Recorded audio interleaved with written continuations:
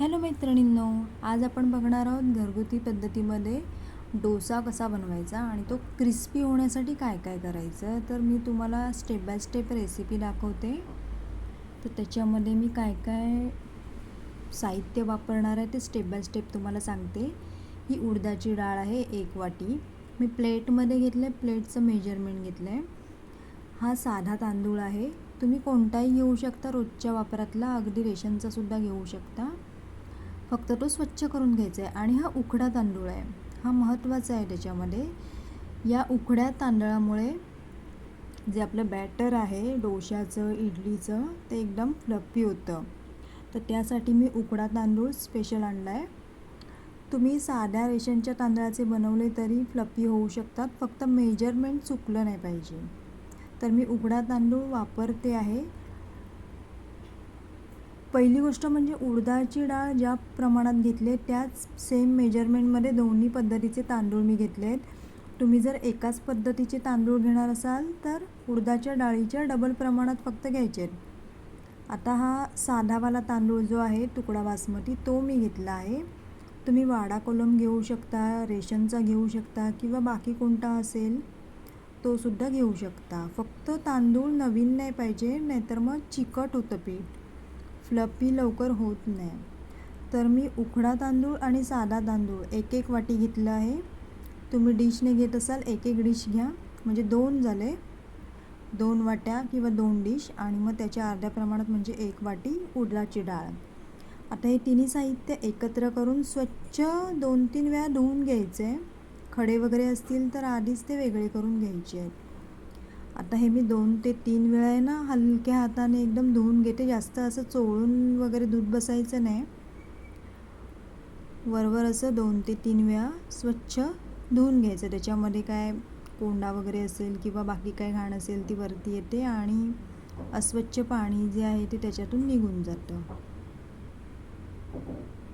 आता बघा, हे 2 ते 3 वेळा धुवून झाल्यानंतर मी त्याच्यामध्ये भिजवून ठेवण्यासाठी 2 पट, म्हणजे जे आपलं साहित्य आहे त्याच्या दुपटीने पाणी ठेवणार आहे.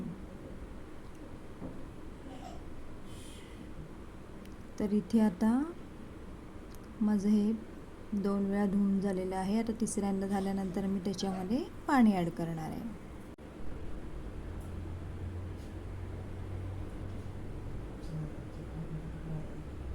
दोन ते 3 वेळा हे साहित्य आपलं धुतलेलं आहे, जे आपण 3 पद्धतीचं एकत्र करून घेतलं त्याला भिजवण्यासाठी, म्हणून मी दुपटीने पाणी आता ॲड केलेलं आहे. आणि आता ते बाजूला आपण ठेवून द्यायचं आहे 5 ते 6 तासासाठी. जर तुम्हाला सकाळी लवकर हवे असतील डोसे किंवा इडली करायला हे बॅटर रेडी करायचं असेल तर दुपारी मिश्रण भिजत घालून संध्याकाळी, म्हणजे रात्रीच्या मिश्रण भिजत घातल्यानंतर 4 ते 5 तासांनी ते तुम्ही मिक्सरला फिरवून घ्यायचं आहे बारीक करून, आणि मग ते फर्मेंट होण्यासाठी ठेवून द्यायचं आहे. आता याच्यामध्ये शेवटला मी आयत्या वेळेला मेथी ॲड केली आहे 1-2 तास आधी. मिश्रण मिक्सरला आपण फिरवून घेतो, त्याच्या 1-2 तास आधी चिमूटभर मेथी, तुम्ही 1 टीस्पूनसुद्धा टाकू शकता. तर त्यामुळे जरा टेस्ट छान येते डोशांना, इडलीला. आता हे मी 5 ते 6 तास भिजलेलं आहे म्हणून मिक्सरला बारीक करून घेत आहे. 2 ते 3 वेळा असं मिक्सरला लावून घेतल्यानंतर ते छान स्मूथ असं होतं.